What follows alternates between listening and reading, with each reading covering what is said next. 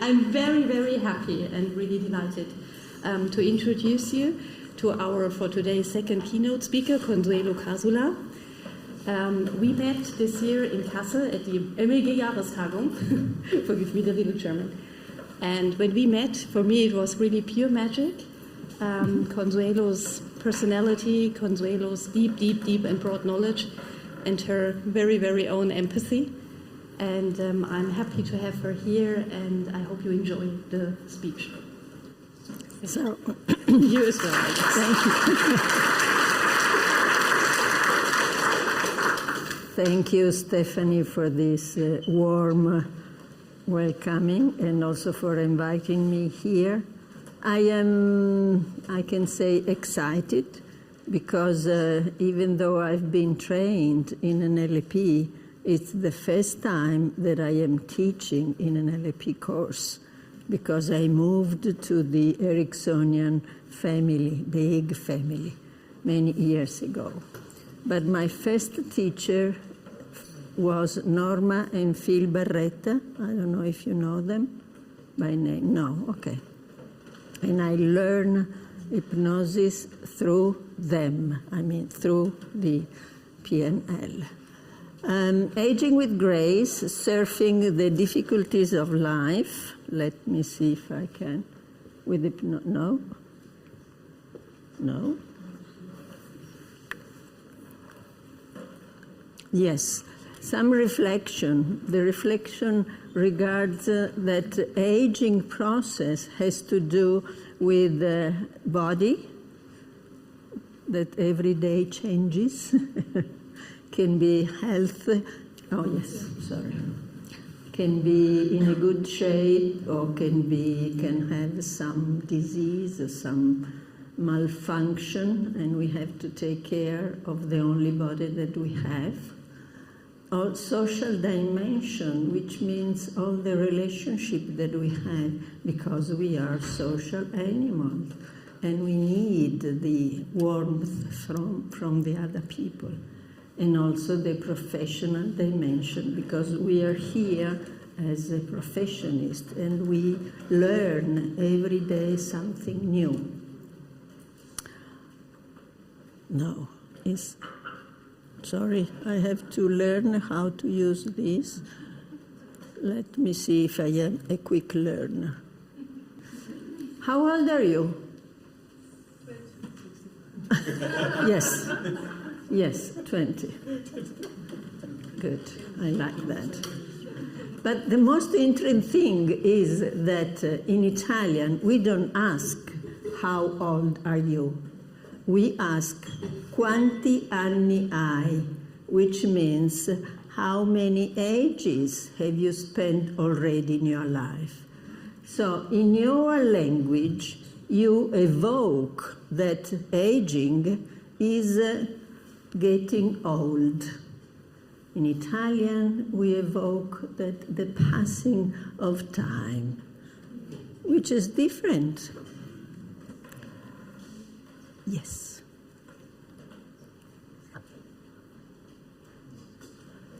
Season. This is a work done by Jane Borishenko that divided the aging process into seasons. I didn't realize, but I have all the season in my dress. Green as a spring. The spring is the season of seeding. And what do we seed? We seed profession, we seed family, we seed dreams, we seed something that will grow in a long, long time. Then summertime. Summertime is not only the year of harvesting, but also again, we have to seed again, to eat and keep eating and keep harvesting during the other season. Then autumn. The leaves are falling down the trees, the emptiness, the menopause for us, the loneliness, but also It's the year of gaining more freedom, more knowledge and wisdom about ourselves. And then winter. Winter time is the right time to stay at home, to become wiser, and to realize the authenticity that we have in our life. How we want to spend our next season, which is another spring, and then another summer, and then another autumn. Pablo Picasso. It takes a long time to become young, and you are in the right way, since you are 20 now. Good luck. Yes. First assumption of this lecture. People who have reached the 65, they have overcome many difficulties. Losses, bereavement, retirement, but they have also learned something every time to get up again. They learn how to become more resilient. And the second assumption is that after the people that have reached 75, they still will have to face the same difficulties with something different. The body is more vulnerable. The legs are trembling, the knees are aching, the bones, the juncture, the heart. But this gives us another kind of strength, the strength of our spirit, the strength of our integrity.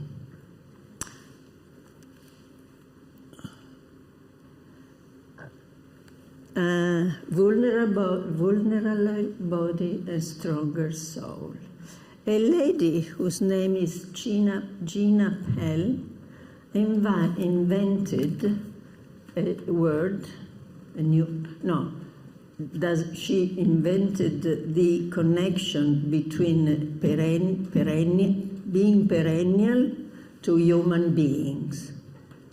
Because perennial is a word that is connected with the plants. Some plants are perennials, means that they live longer. Who are the perennial? Perennial is not connected with age. It's a mindset. And for mindset, I mean that they feel no matter the age they have a lot of curiosity, potentiality, passion. They are full of creativity. They want to give something to their life and to the life of other people. This is the concept of being perennials. Perennials are active contributors. They are inclusive. They think globally, but they act locally. They are very active in their community because they know they are important and that they can give something because of the wisdom that they gain during their age. Gilberto Freire is a Brazilian sociologist. If it were up to me, I would never be mature, but always green, unfinished, and experimental. Do you agree with this sentence? Yes. Yes. We are not finished. I mean, we are finished when we become perfect only when we die. But since dying will be the last thing that we'll do, we can be imperfect, keep experimenting, make mistakes, and overcome every difficulty that we have. Perennials are driven by a passion for learnings. Every day we can learn something new. Of course, I am here in Bonn, and today I went to the museum miles, so I learned many things. Not every day is like that, but if we pay attention every day, can be inspiring, can be something that opens our mind and our heart, because we can meet a new friend, or we can have an idea that can develop with something unexpected. Perennials want to give their mark on the society. This society in this moment, I think that need a lot of our help, because it's going in a direction that personally I don't like, especially not only in Italy, but also in other parts of the world. What can we do in our small, with the smallest thing that we can do? Do the best that we can do in our environment, with our patient, with our clients. This is what we can do being perennials. Perennials want to feel useful. Is there anything more beautiful than that? When we feel that we are useful, I think we are happy. And we go to bed satisfied, because at the end we hear, thank you for helping me, or thank you for being with me. And this is what gives sense to our life. Perennials are resilient. I know that Stephanie, today, I'm sorry that I miss a lot of good intervention today because of my lack of knowledge of German. So resilience transforms suffering into a synchronic and diachronic learning process, a creative work. What is the meaning of synchronity? When the etymology of resilience is falling down and rising up immediately. So synchronity is like that, immediately, after a trauma, after a wound. We are still alive, we recognize we are still alive, and immediately we react. But diachronicity, the resilience in a diachronic process means that sometimes we need 1 year, maybe 2 years, to face and to cope with the death of a person that we loved.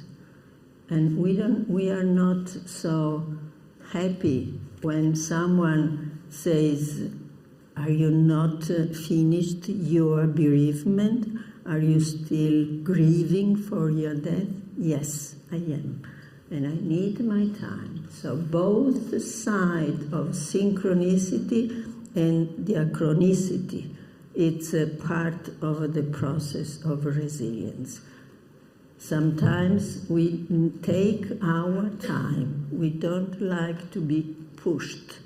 And one day we realize that we don't think anymore to what was making us suffering. We don't know why, but we realize that, okay, I am better now.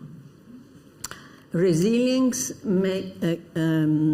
makes us see both the uniqueness of our pain, our suffering, our vulnerability, but also the universality. Terenzio says, tutto ciò che è umano mi appartiene.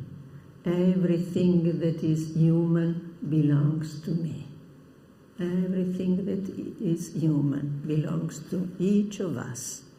Each of us is different, but each of us is unique, but each of us is universal. And the pain and the suffering is universal.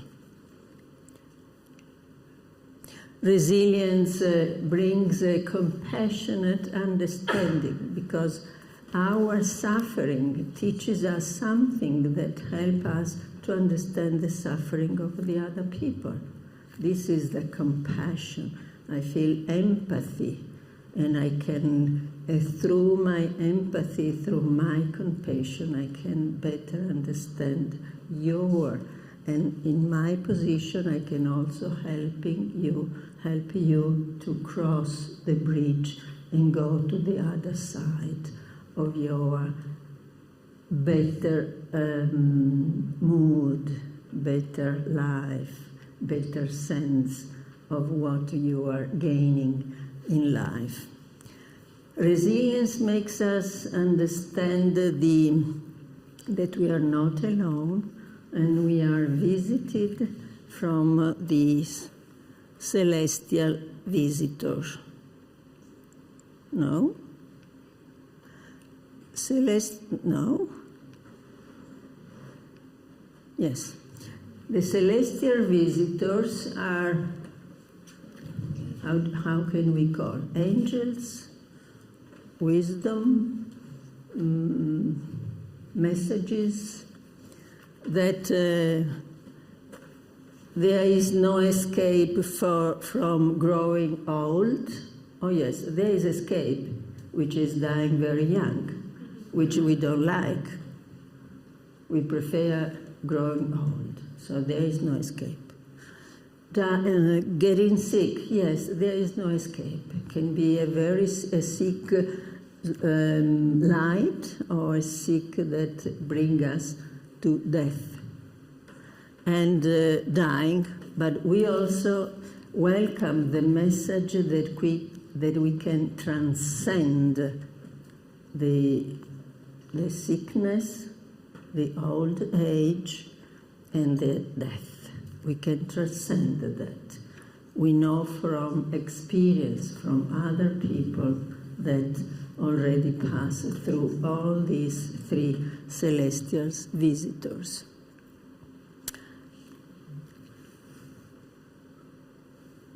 The vanguard of death is old age.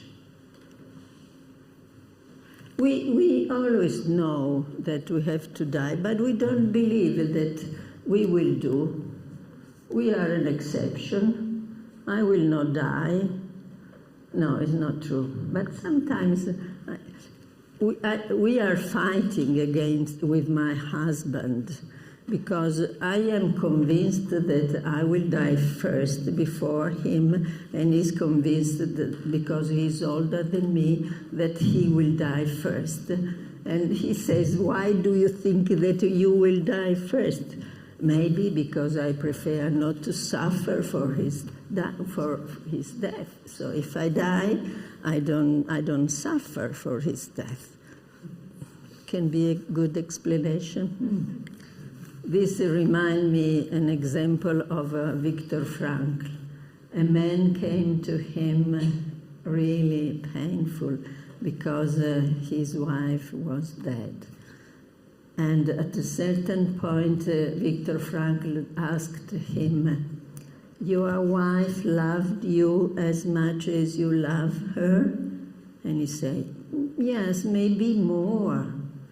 And Viktor Frankl replied, so you saved her from suffering what you are suffering now. Sometimes we get sick because we have to die. A short case of Milton Erickson. One man was diagnosed with a heavy, severe cancer, and he knew that he was to die in a few months. And he got depressed and angry. He was isolated. He was retiring. He didn't want to live the normal life. And his wife was disappointed and brought him to Milton Erickson. Told him, I met a leader. He has been always a leader in his life, in family, in the business, and now he's passive. I don't want him being passive.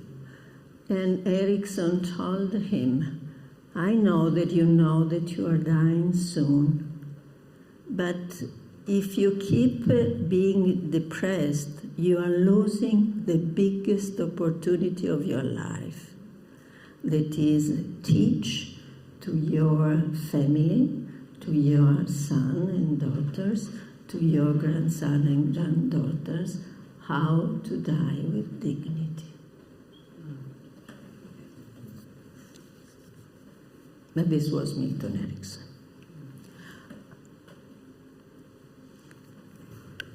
The art of dying. Yes, the art of dying is this, dying with dignity.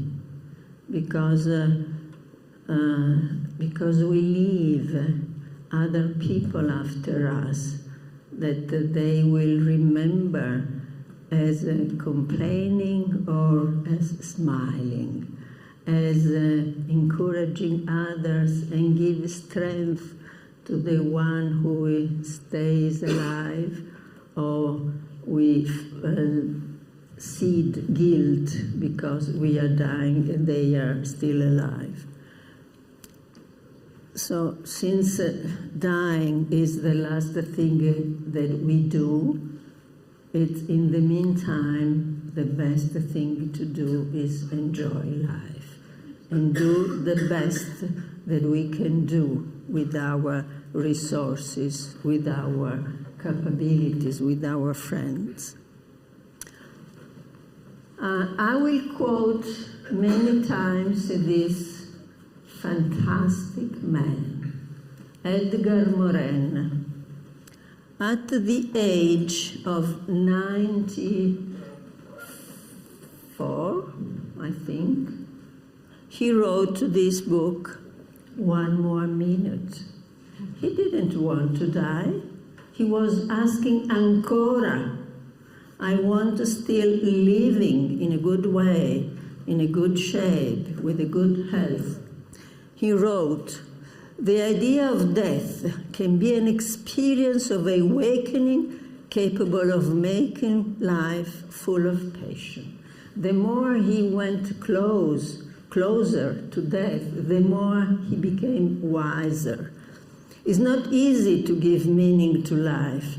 Perhaps it's inaccessible, perhaps it doesn't exist at all, but we give meaning to our life.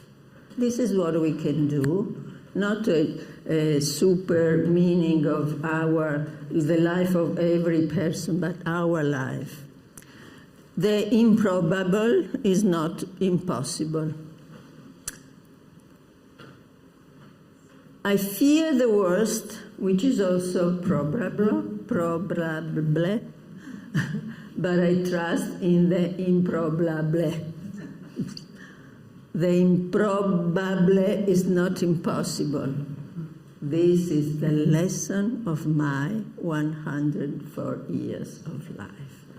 This is the book that he wrote. It's the latest book that we have in Italy. 148. So he has been listened to when he said, ancora un momento, please, one more time, I don't want to die, so young. And in the cover of this wonderful book, he wrote, I am like a tree. The wind scatters the seed I sow. Sometimes they fall on barren land. Other times they sprout far away from here.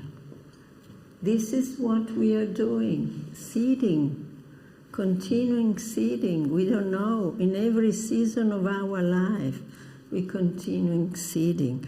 And we don't know if we're seeding tomatoes, which means that we eat tomatoes all in the summertime, and then the next year we have to seed again tomato seed. Or we seed apple. If we seed apple, after 2 years the plant starts giving apples. But if we seed datters, we don't eat datters. Our children will eat. Again, it's strange to feel young when you are old, 104 years. The heart as an organ is old and tired. The heart as feeling hasn't a wrinkle. No surgery, eh? No. How to age well. This is a recipe. By preserving the curiosity of childhood, the aspiration of adolescence, the responsibilities of adulthood, and as seniors, try to draw on the experience of the ages that we have passed through. This is the recipe. It's easy to follow, so we can eat in another wise man, Irving Yalom, psychotherapist. I don't remember how many years ago he wrote this book, Staring at the Sun, Overcoming the Terror of Death. This book is about his work with people, with patients that were dying, and with people that was mourning the death of loved ones. So, as a therapist. And he wrote, we human beings are ephemeral. This is a Greek word. Ephemeral means a creature of one single day, because every day we are dying. We are ephemeral creature of a single day. Every birth is premature. We know that. We know because our children need a lot of our help for many years. And 18 is prematurity. Every death is premature. Also at 104 is premature, because Edgar Morin would like to live longer.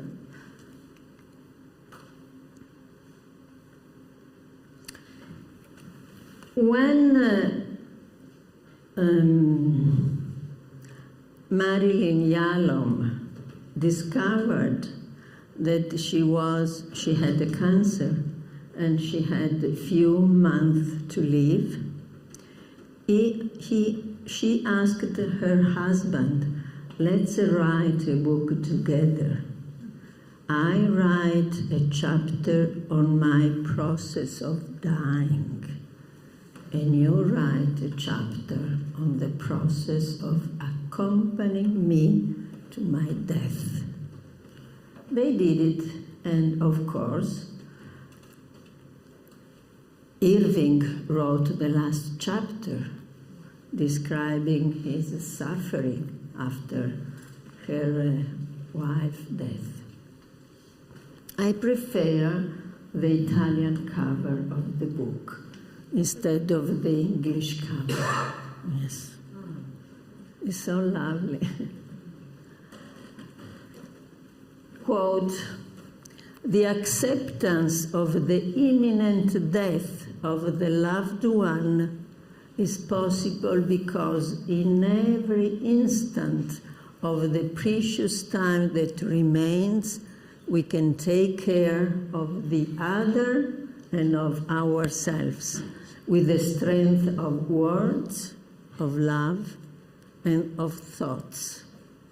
The idea of death can be an experience of awakening capable of making life more full.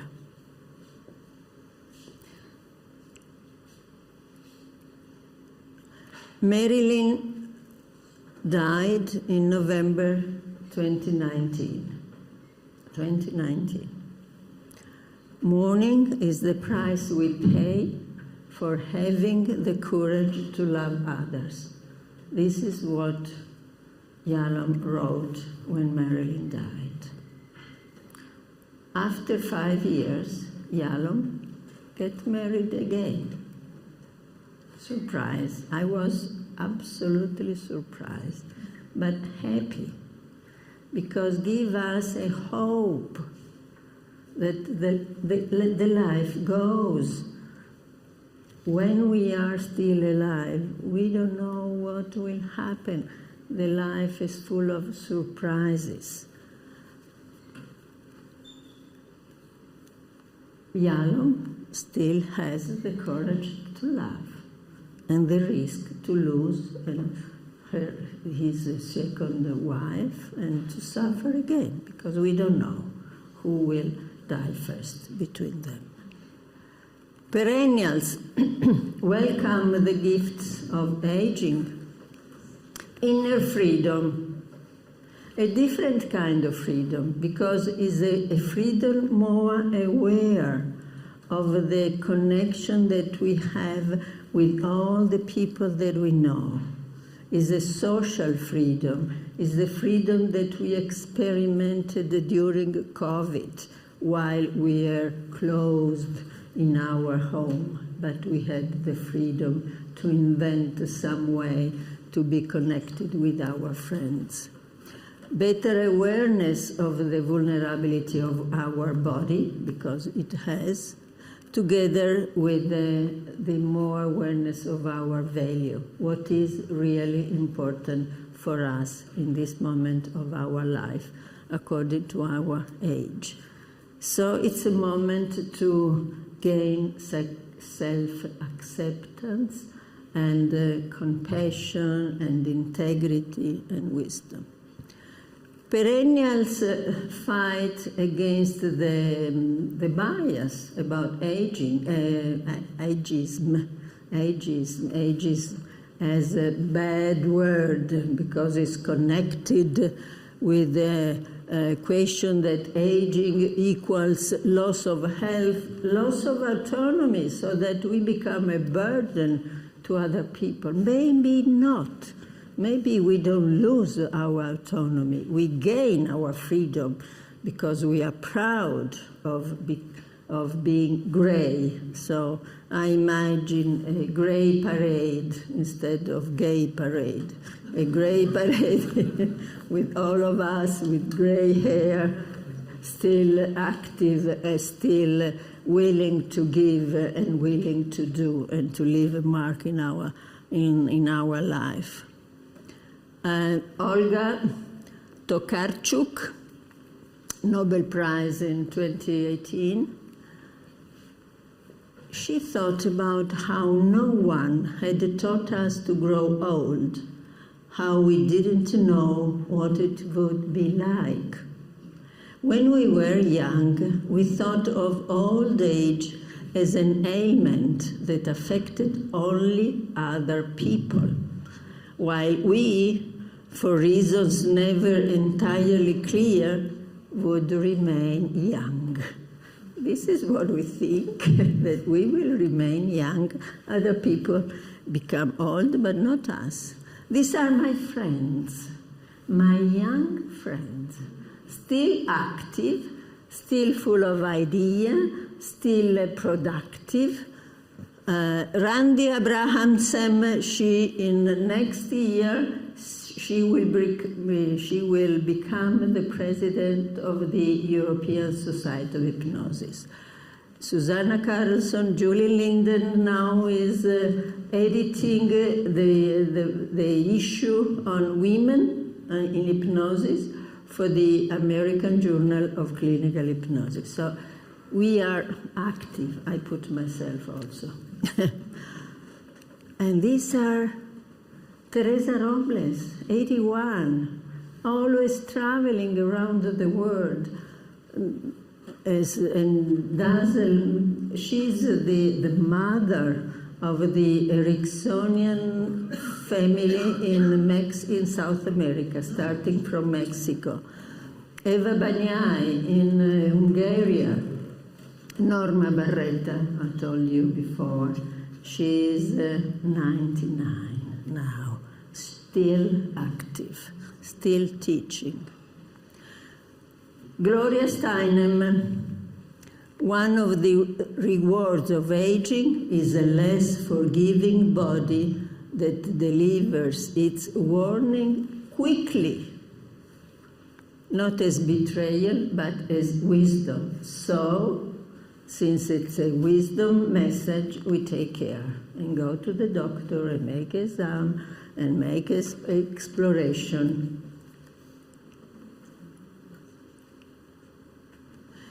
Aging with grace is connected with gratitude because they are great to have an extra time, they are great to have still life to live. They are willing to go to give, still to give, and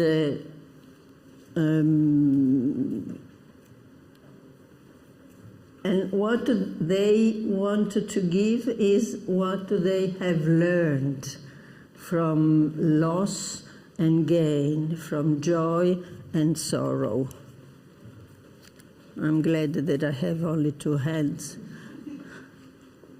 Pablo Neruda is to be reborn, that we were born. Every day is a new birth. Do you agree with that? Yes. It's a business, because we it's aging is renewing ourselves in every season of life. Is aging surfing. I like the metaphor of surfing because to surf means that we prepare our body before going to surf, gaining a lot of equilibrium and the ability to cope with the wind, with the waves of the sea. So we have to prepare ourselves to surf. Falling and getting up every time stronger, more confident in our flexibility, in our bones. Aging is learning from mistakes, losses, guilt, and regret. Now I present a case. This is the case of Franca. She's a psychotherapist, and she married at 18. She was a baby, 18. They had 3 children. After 2 years, she separated from her husband for 2 years. Then she came back. They stayed together for other 10 years. After that, they separated. And now Franca met a new man, and they bought a house together. This is an important step in her life. In a very elegant area of the city where she lives. She doesn't live in Milano. And she put also her office in this beautiful house. But full of guilt because she left her husband, and her husband is still alone. And regret for that. So, and when she is in this mood, she keeps repeating, I shouldn't have left my husband. I shouldn't have left my husband. We have a different technique to deal with that. And one technique that I use in cases similar to this is you are in the present, you are in the future of your past. You know everything that happened until now. So let's pretend to change history. You know what happened, but just imagine, controesempio. Just imagine that you didn't separate. You stayed with your husband. You stay with your children until now. If you didn't separate from your husband to sacrifice yourself to live with him, how would it be different your life today?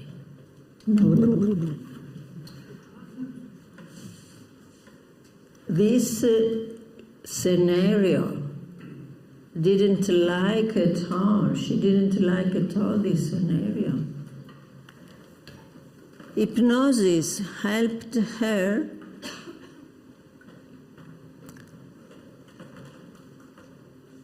Yes, if you had never separated, what would your life be today? Disaster. Disaster. Goliarda Sapienza, I know that she's been translated also in German. Women carry within them from birth impediments and prohibition, together with a hunger for adventure. Franca was having a hunger for adventure, and her husband was very boring still, very boring. He does nothing. And she selected a man with whom she enjoys doing normal things, going to the theater, going to the movie, having a weekend, met friends, dinner. So hypnosis helped Franca to make peace with the past, dissolve doubts that cloud her awareness. Her children are good children. They have their own life. They live in other cities. They have their independence and their work. Discover, integrate her values. She's a good, generous mother. She bought a house, a home for each of them. She, not him, because she learned a lot of money with her job. Changed the definition of herself because she was like ashamed because she was divorced.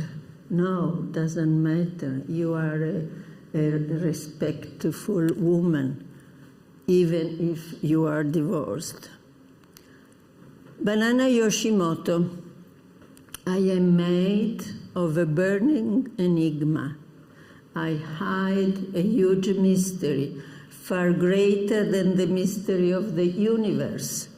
In reality, all people are like this, but the fact is that I am aware of it. Hypnosis helped Franca to update her code of honor. When she lived with her husband, she was sacrificing herself for the benefit of the children. Now she doesn't need to sacrifice for anything, anyone else. Now she can enjoy her personal, professional life with Nipater, even if her husband, ex-husband, is still alone. But it's not her fault. I am who I am, an inconceivable case like any case. Listen to the wisdom of the body, as we say before. The wisdom of the body teaches us how to take care of our body. And some diseases can be a lesson to change something in our life. Getting older is learning to slow down what before we were in a hurry to do, and the opposite.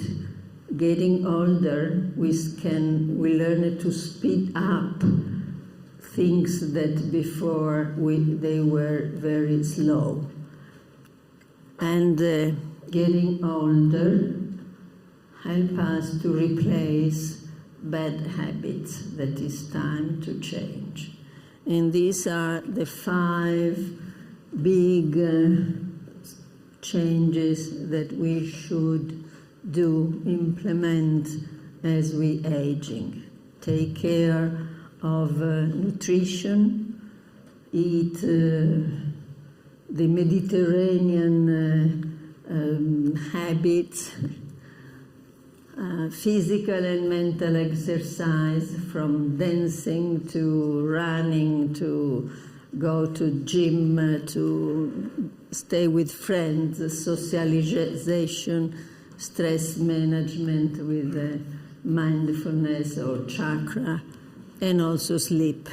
But many research says that we women can cope better with insomnia, because since generations we are accustomed to wake up during the night to take care of our children, or we wake up during the night to work alone in the silence, so that many books are written during the night.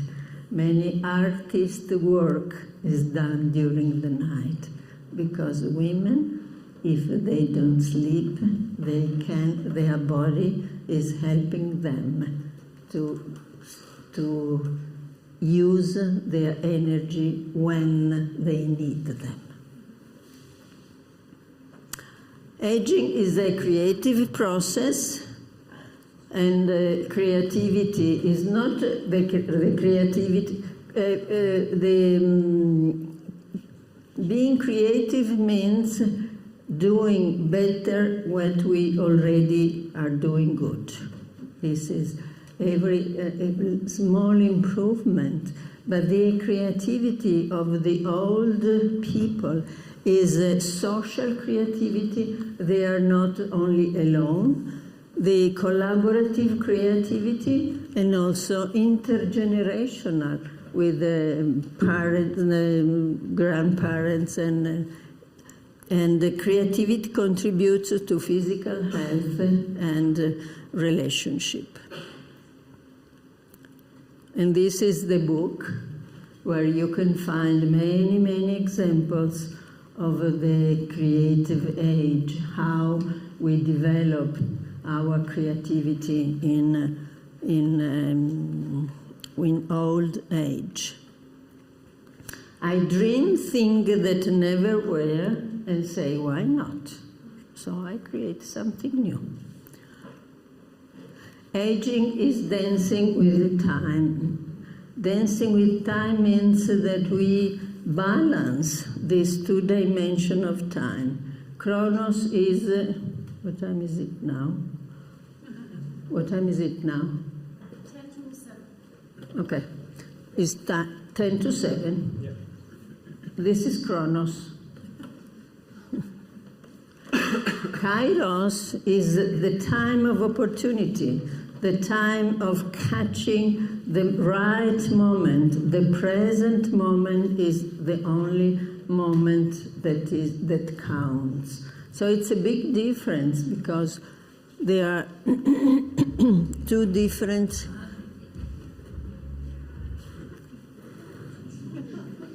When we dance, oh yes, we can dance. We can dance with Chronos. We realize that the present of the past is memory. I remember yesterday. The present of the present is vision, because I am towards the future. The present of the future is waiting, hoping, imagining a better future. Be patient and perseverant. When we are able to give adequate space for patience, novelty, curiosity, and cultivate imagination, the present places itself at the service of the future. We create the future through our imagination.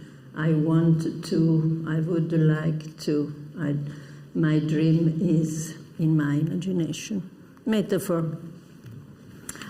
There is a grandson who is very curious because his grandfather every day goes to the bar with his friends, stays some hours,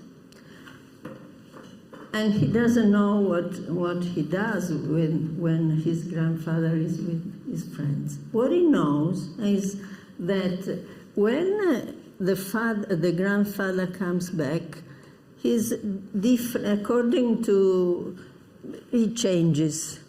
One day he arrives that is taller, strong, with a deep voice, with looking at him with a smile, and full of energy. Other days, the grandfather comes like smaller, shrinked, trembling, the voice is low, you look at the floor, and the grandson doesn't understand what is the reason of this change. So he asks this grandfather, so please tell me, what's happening that one day you come back full of energy and the other day you come back like an old that seems that you are dying in a moment? The grandfather thinks and say, oh, now I understand. When I come back looking old, it's because we spent all the afternoon complaining, feeling guilty and feeling regretful. Everything was wrong in our past life, and we know that we cannot do anything about that. And we complain and complain, and we don't stop complaining. And the grandson asks, and when you come back taller, oh, that day we make a plan for the future.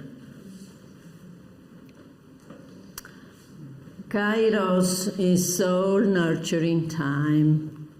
And soul nurturing time means that we need harmony and bliss. Harmony is being yourself in every cell of your body. You feel that you are connected. You are you.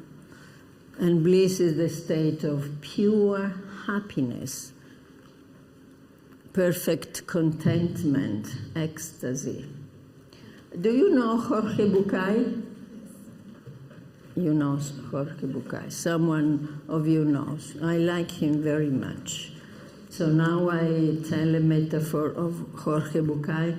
The title is El Buscador. Buscador means the searcher, the explorer. The explorer knows that exists a small town where all the people are very happy. You know that. And he wants to discover the secret of the true happiness. So travels and travels and travels, going towards this place, when he saw a hill, a green hill that seems very serene, peaceful. He wants to go there to rest for a while. And while he was walking in this hill, he sees a white stone with a name on it, and the name is a name. And 7 years, 3 months, 2 weeks. After a while, he saw another white stone, 10 years, 4 months, 3 weeks. So he understood that this is not casual, this is a graveyard. So he's sad, and he thinks, but what happens in this small town that every child lives dies so young? So he needs to rest, to sit down, and is thinking, when the guardian of the graveyard came close to him and asked him, "Did you lose someone that you know?" He said, No, it's not that. I am wondering why in this place they are dying so young. And the guardian of the cemetery says, No, it's not so. When every child is born, they receive a notebook divided in vertical. And as soon as they learn to write, they to the left write the thing that make them happy. And to the right, to the left, and to the right, they write how long lasts this small thing that happened that make them happy. So that at the end of their life, when they die, the people that have the book note count the happy time of their life.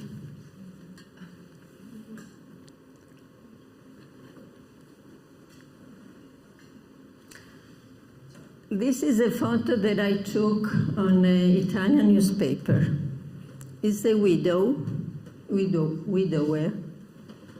that goes to the seaside with a photo of his wife, dead.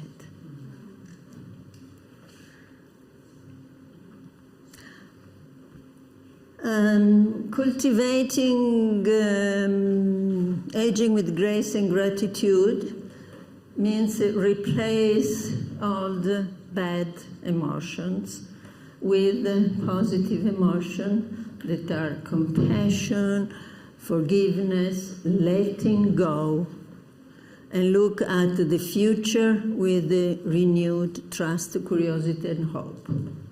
Here I have another anecdote of Milton Erickson. Jeff Zeig, who is the president of the Erickson, founder and president of Milton Erickson Foundation, was writing a book, and he was interviewing patients of Milton Erickson. So Jeff met a social worker, old one, that was attending the interview with her daughter. And Jeff asked, "Can you give us some anecdote about Milton Erickson?" And she said, "Oh yes, I have one good one." She said that one day Erickson called her and said, "I am Santa Claus, I wanted to speak with your daughter." And say, "Okay," knowing that was him. So she called her daughter. Her daughter and Santa Claus had a long conversation. At the end, the lady asked her daughter, "So, who was at the telephone?" And she said, "Santa Claus." And what did you talk about?" "He told me that I can also not tell you." Okay, so Jeff directed his attention towards the daughter and say, "Can you share now with us what Erickson told you during that conversation? Do you remember that?" And he said, "Of course I remember." "So tell us." And she said, so he presented himself as a Santa Claus, and so he asked me, "What would you like to have for Christmas?" And she said, "I would like to have a horse." And Erickson told her, "I'm sorry. This year, it's impossible to have a horse. So I tell you, you will not have. And it's important that you accept that." And then what? And then Erickson said, "But remember, if you really want a horse, keep always your dream. And this lady, keep always your dream. And this lady, when she grown up, had her horse.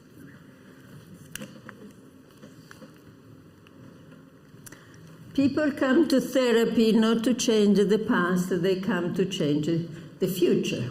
I don't agree with that because I also help to change also the past with the reframe, as we did also with the Franca. So, revisiting the past from the present moment, we ask for a retrospective view. So you are here now in the present, in the future of your life, and you can see the past from a retrospective view, so that we can insert the trauma in the flow of the river of our life. The year of magic thinking. Life changes in an instant. One evening you sit at the table and the life you knew is gone, is over. Grazia, another case. She is 73 years old, and she always lived at her family home with her mother for the last 6 years of her mother. She was very sick, and she was kept alive from Grazia. She was sure that she knew when her mother would die. So every time that the mother was feeling very bad and was telling her, I am dying, she said, no, you are not dying. I will tell you when you will die. But of course, one day her mother died. And died in the moment in which she was fighting with her sister, because her sister was wanting to call the priest. And Grazia didn't want to call the priest because she knew that her mother didn't want a priest. So they were fighting. So she came to me angry, not only sad, but also angry, because she lost the last moment of her mother's life. So again, I told her, as you know, the precise moment when your mother died, you can go back when she is still alive and finally take all the time that you need to tell her everything that you couldn't tell her. Stay as much as you want. Put your hand below the hand of your mother so you feel that your mother is touching you, not the opposite. And until you are ready, Grazia, you are ready to tell her, to give her your permission to let her go and to say goodbye and give you this permission. After that intervention, Grazia felt better because she said, well, I could assist the last moment of my mother's life. And, well, you die when you have finished living. Our days are numbered, as the Bibbia says. So after that intervention, we worked on the future. Now that you have a free time, a lot of free time, what would you like to do? And she started thinking about writing. She wrote a book on resilience in her field, and she was willing to update the book, but I thought that was not a good idea because she was not in the field. So I say, no, maybe you can do something else. Until she realizes that she would like to learn how to write novel. So she went to the, we worked on the ambiguity. Ambiguity is something very important because it helps us to understand that something's not so clear. And we have Catullo that we learn by heart at the school. I hate and love why I do this. Perhaps you ask, I don't know, but I feel it happening and I am tortured. This is a sentence that in Italy is very used. So Grazia decided to go to school again, to a very important Italian school of creative writing. It's called the Holden School from Barrico. I don't know if you know him. And she's very happy. She discovered her talent. Her mother died the 4th of August of the last year, so 1 year passed. And now she went to the master class of creative writing. So her future is on writing. Now, whatever I do will change into what I have done. This is again with Simbosca. Perennial think that life is full of surprise. They look at the future with flexibility. And now I'd like to finish with this third case. Fiorella is again 73. She's an artist. She's divorced many years ago, so this means that she was accustomed to live alone, to live her life full of friends, and she's willing to write a novel for the first time. While she's writing, she's engaged in writing a novel. One day, while she was walking in the street, she heard someone calling her name, Fiorenza, and was a man who didn't see for years. And this man told her that now his wife died, so he's a widower, and they started dating. Surprise in her life, because she thought at my age never will happen again.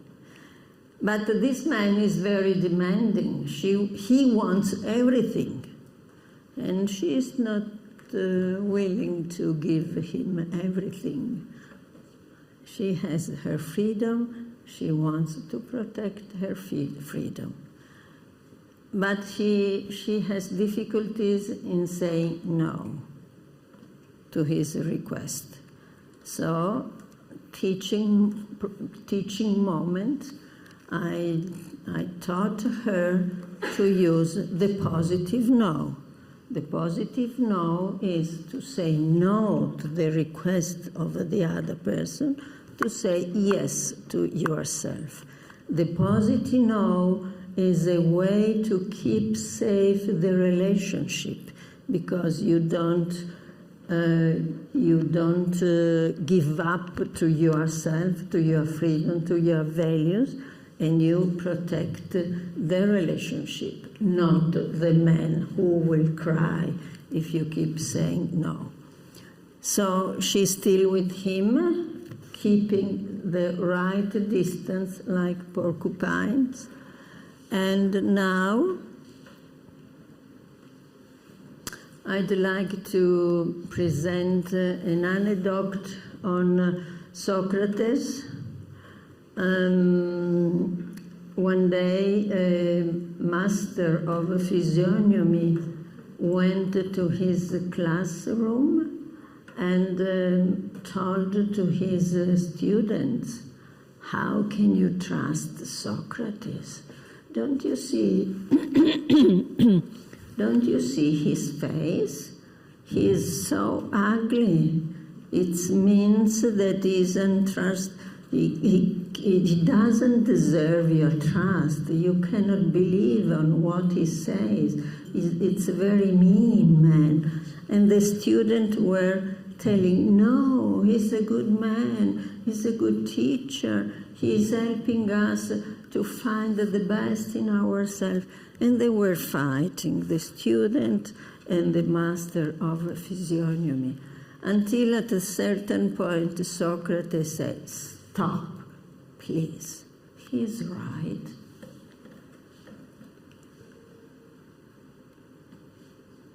He's right.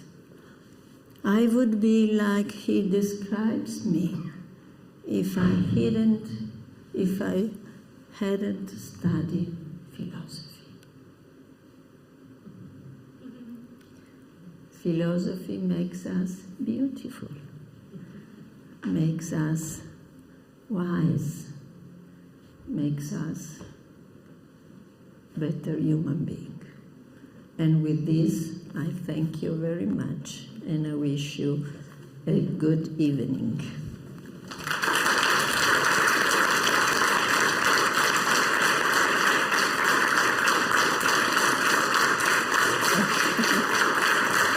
Thank you.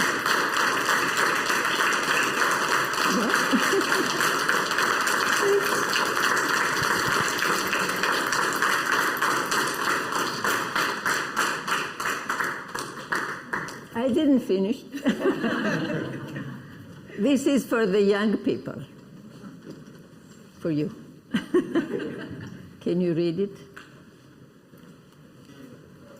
Enjoy the flowers of privileges, O heart.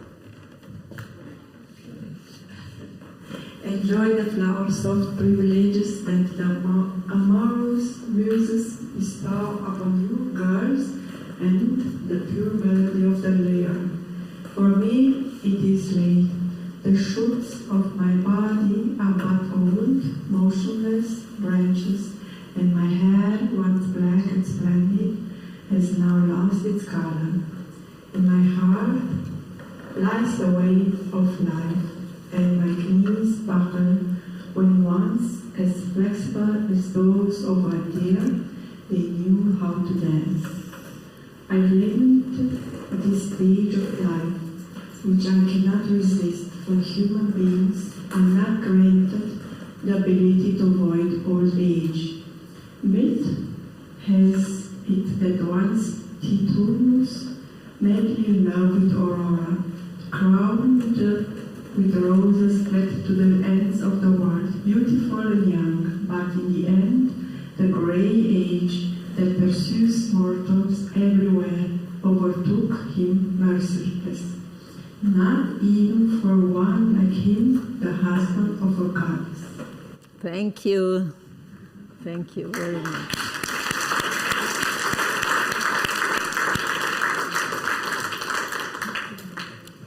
Have a good dinner.